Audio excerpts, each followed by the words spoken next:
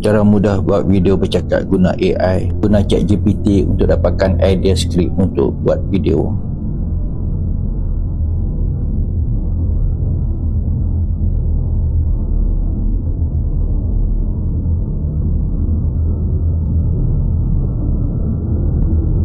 Pilih mana-mana skrip yang kita berkenan. Select.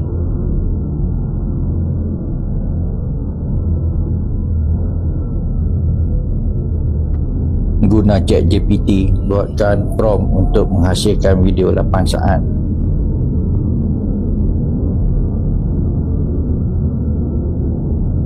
Buat prompt mudah, buatkan prompt dalam Inggeris untuk video 8 saat.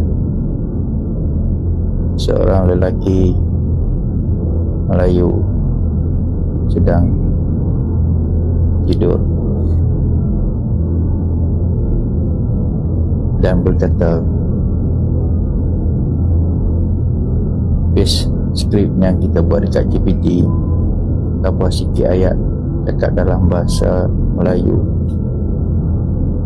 dan tekan enter.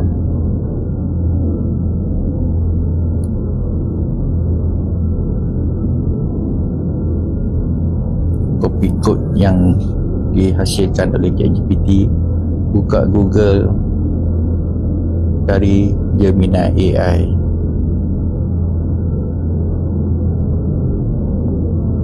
Pilih login, pilih buat video,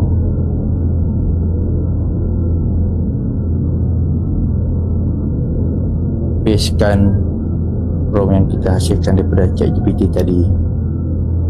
Tunggu dalam 2 minit dan kita hasilkan video. Dah siap video, kita simpan. Hari ni janji bangun awal, tapi alarm pun takut nak kejut aku. Guna CapCut untuk buat editing. Pilih video yang kita simpan tadi. Pilih aspect ratio, kita nak buat post dalam TikTok. Dan kita adjust ikut frame yang disediakan.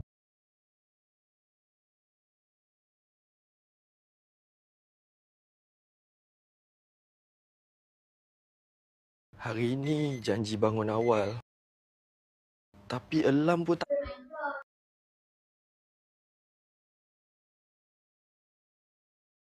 Cobakan caption.